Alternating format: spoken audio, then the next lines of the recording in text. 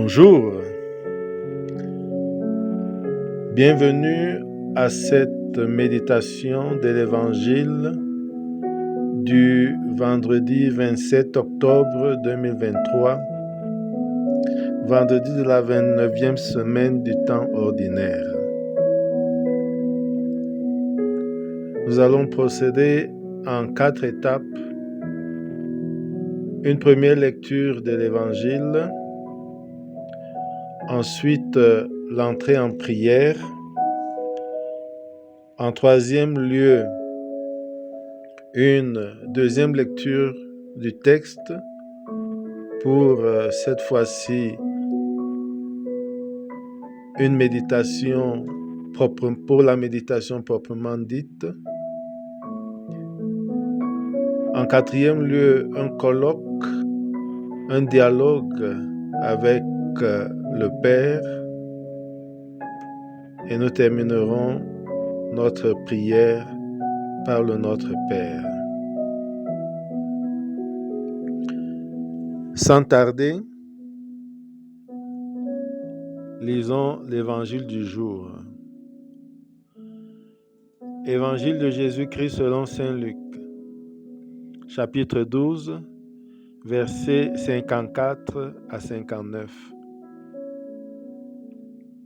En ce temps-là, Jésus disait aux foules, « Quand vous voyez monter le couchant, quand vous voyez un nuage monter au couchant, vous dites aussitôt qu'il va pleuvoir, et c'est ce qui arrive. Et quand vous voyez souffler le vent du sud, vous dites qu'il fera une chaleur torride, et c'est cela qui arrive. Hypocrite, vous savez interpréter l'aspect de la terre et du ciel, mais ce moment-ci, pourquoi ne savez-vous pas l'interpréter? Et pourquoi aussi ne jugez-vous pas par vous-même ce qui est juste? Ainsi, quand tu vas avec ton adversaire devant le magistrat, pendant que tu es en chemin, mets tout en œuvre pour t'arranger avec lui, afin d'éviter qu'il ne te traîne devant le juge, que le juge ne te livre à l'huissier et que l'huissier ne te jette en prison. Je te le dis, tu n'en sortiras pas avant d'avoir payé jusqu'au dernier centime.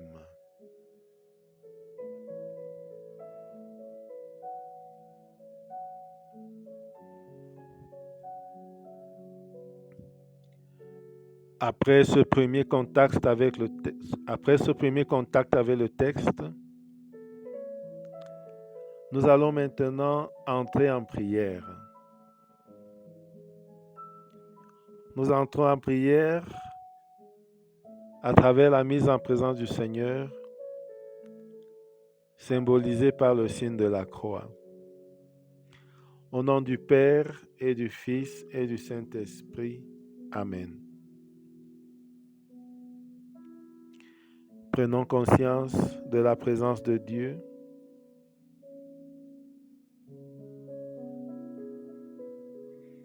Sentons cette présence en nous, autour de nous, au milieu de nous.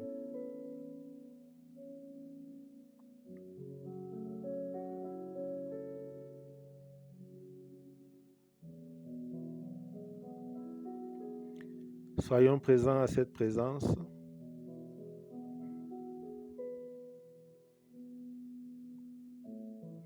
Prenons conscience de comment nous venons, comment nous nous sentons.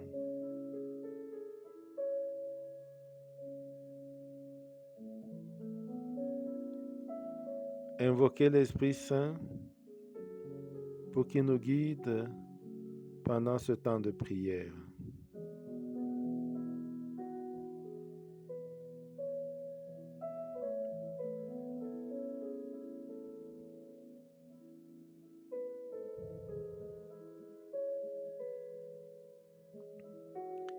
Et maintenant, nous allons demander la grâce du jour, la grâce de savoir lire les signes des temps, savoir interpréter les événements de notre vie pour prendre à temps les mesures adéquates.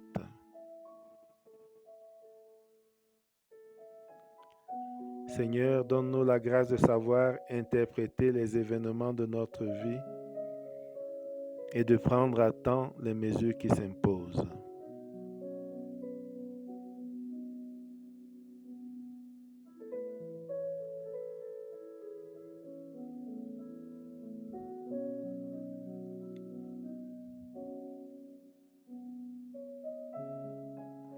Maintenant, nous pouvons procéder à la deuxième lecture en vue de la méditation proprement dite.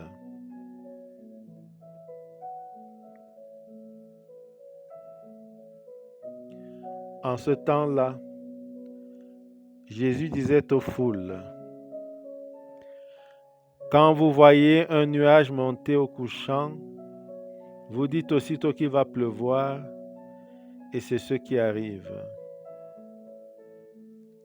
Et quand vous voyez souffler le vent du sud, vous dites qu'il fera une chaleur torride, et c'est ce qui arrive. Hypocrite, vous savez interpréter l'aspect de la terre et du ciel, mais ce moment-ci, pourquoi ne savez-vous pas l'interpréter? Et pourquoi aussi ne jugez-vous pas par vous-même ce qui est juste?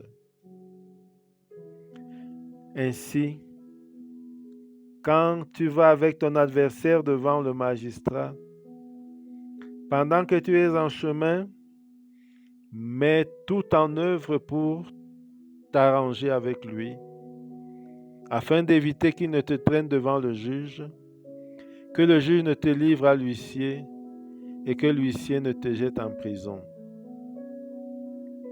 Je te le dis, tu n'en sortiras pas avant d'avoir payé le dernier centime.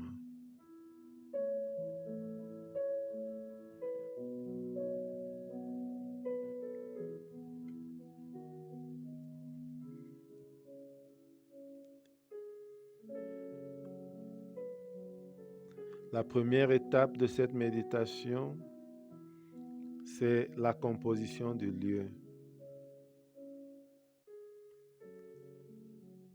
En prenant en compte le contexte, nous pouvons imaginer le lieu de la scène.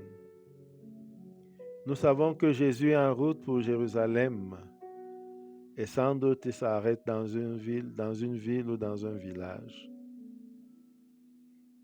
Nous pouvons imaginer ce lieu, ce village, son paysage, ses rues, ses maisons.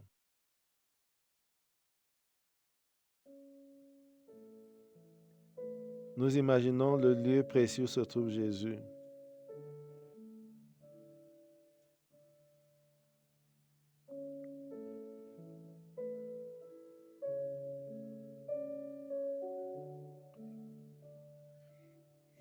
Nous imaginons aussi les personnes qui sont là. Jésus, ses disciples et la foule. La foule venue le voir, peut-être par curiosité, peut-être par conviction, venue voir ce phénomène qu'on appelle Jésus.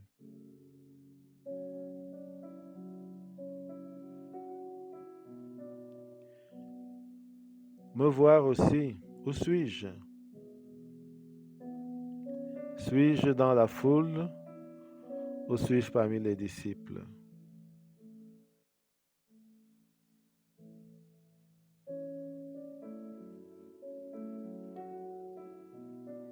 Si je me considère comme disciple proche de Jésus, je prends ma place parmi les disciples.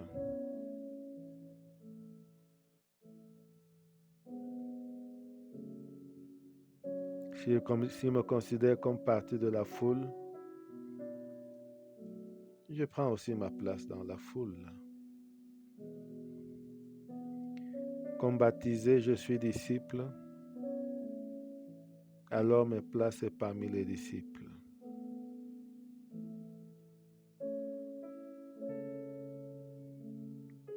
je prends une position, je peux bien voir Jésus et mieux l'écouter.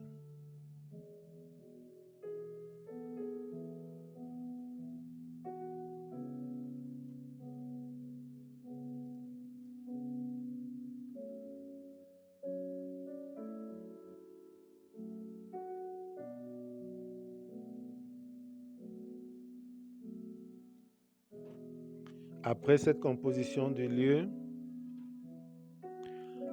le premier point, c'est voir et écouter Jésus exposer un fait de vie. Il nous dit,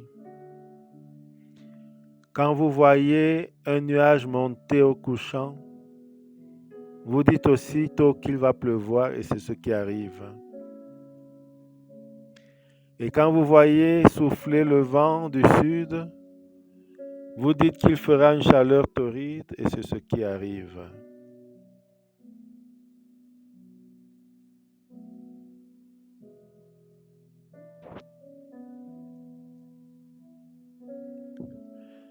Voir Jésus qui parle.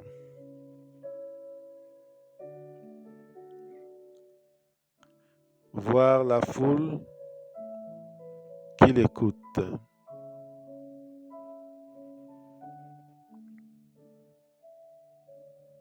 De qui est composée cette foule?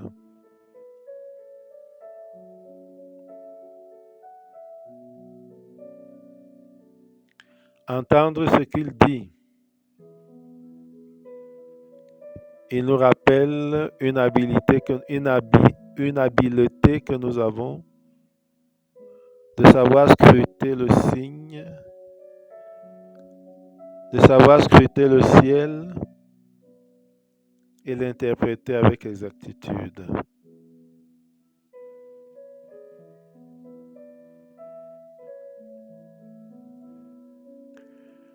Je peux me souvenir des fois où j'ai regardé le ciel et j'ai compris qu'il allait pleuvoir ou qu'il allait faire chaud. Je prends un temps pour me souvenir de ces moments.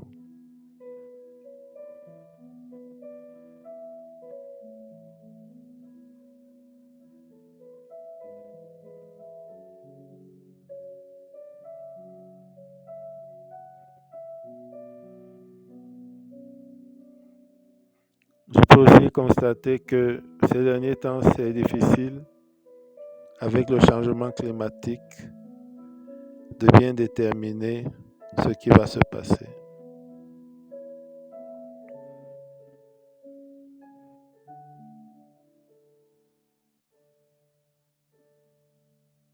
De toutes les façons, je prends un temps pour méditer sur les faits que propose Jésus.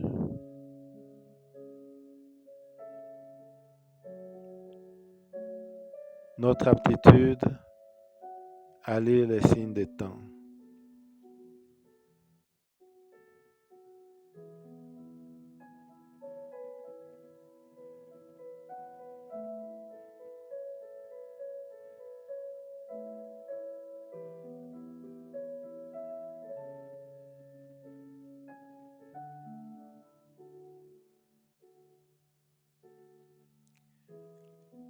Maintenant, je peux passer au deuxième point. Voir et écouter Jésus qui nous fait des reproches et de vifs reproches. Hypocrite. Vous savez interpréter l'aspect de la terre et du ciel, mais ce moment-ci, pourquoi ne savez-vous pas l'interpréter? Et pourquoi aussi vous ne jugez pas par vous-même ce qui est juste?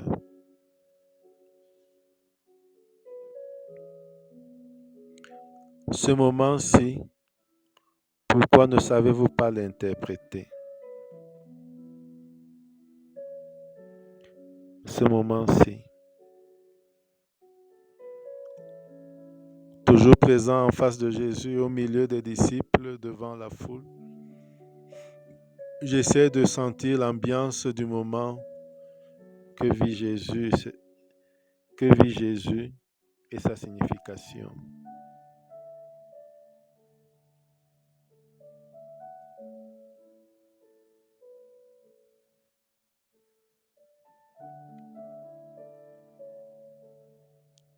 ce moment-ci, l'heure de Jésus.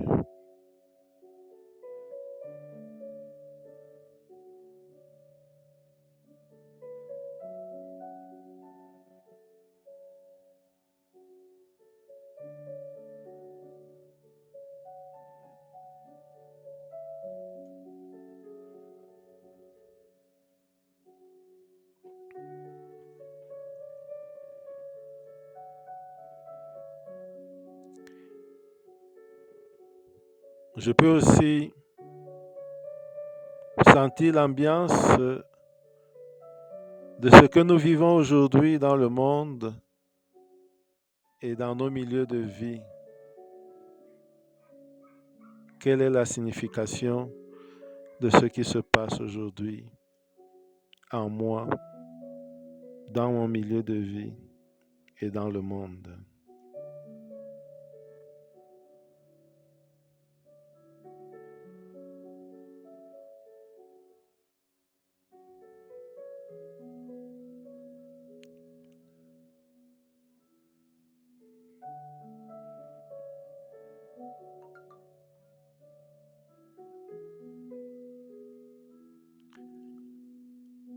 Et pourquoi aussi ne jugez-vous pas par vous-même ce qui est juste, dit Jésus. Jugez ce qui est juste. Qu'est-ce que cela veut dire dans le contexte et les circonstances où Jésus parle?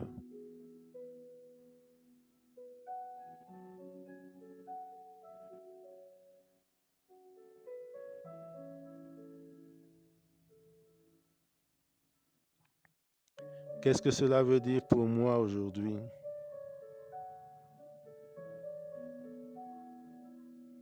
Je prends un temps pour réfléchir sur ces questions.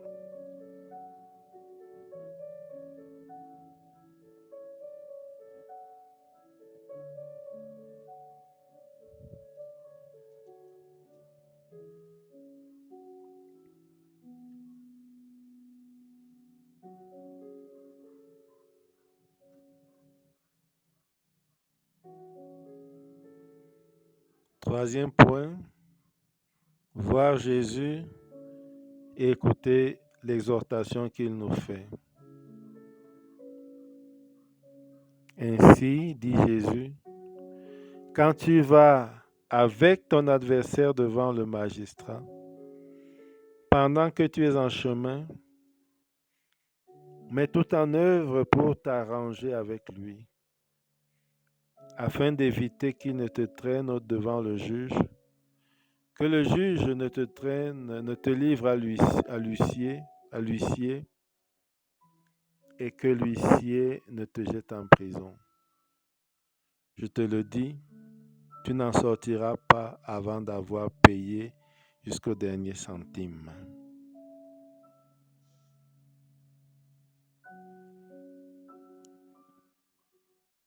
Imaginez la scène qu'évoque Jésus.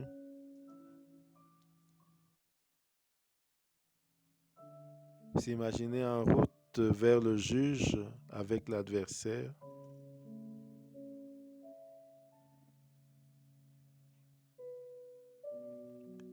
Considérer la possibilité de régler le problème en route, en chemin, avant d'arriver chez le juge.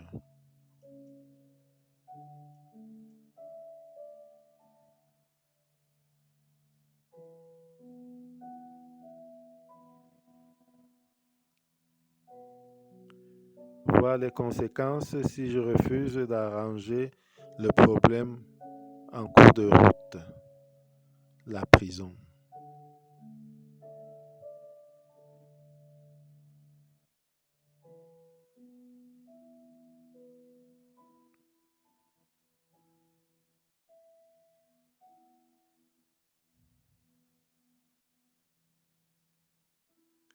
À quoi cette image s'applique-t-elle dans ma vie?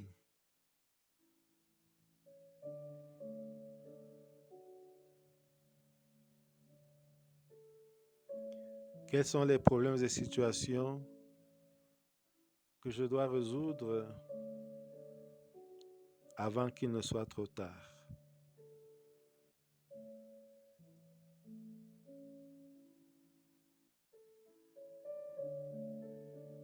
J'essaie de voir dans ma vie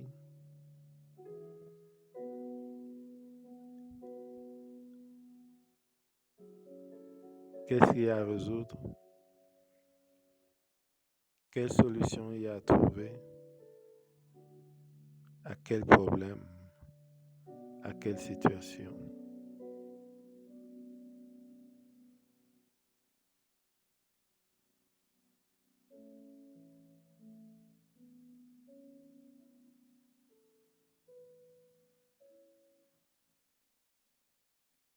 Alors, je peux entrer en dialogue avec Dieu le Père ou avec le Fils sur ce qui me touche,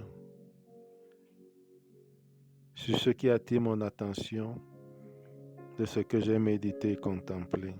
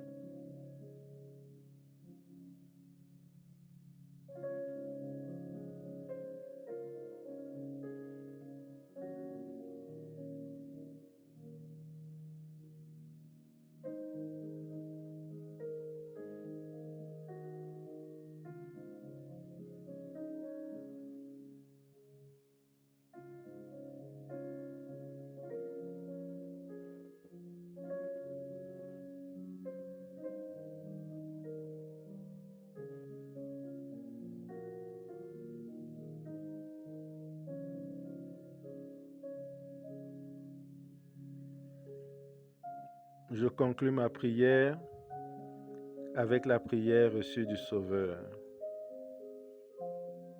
Notre Père qui es aux cieux, que ton nom soit sanctifié, que ton règne vienne, que ta volonté soit faite sur la terre comme au ciel. Donne-nous aujourd'hui notre pain de ce jour. Pardonne-nous nos offenses, comme nous pardonnons aussi à ceux qui nous ont offensés. Et ne nous laisse pas entrer en tentation, mais délivre-nous du mal. Car c'est à toi qu'appartiennent le règne, la puissance et la gloire pour les siècles des siècles. Amen. Et gloire au Père, et au Fils et au Saint-Esprit, comme il était au commencement, maintenant et toujours, dans les siècles des siècles. Amen. Au nom du Père et du Fils et du Saint-Esprit. Amen. Bonne journée.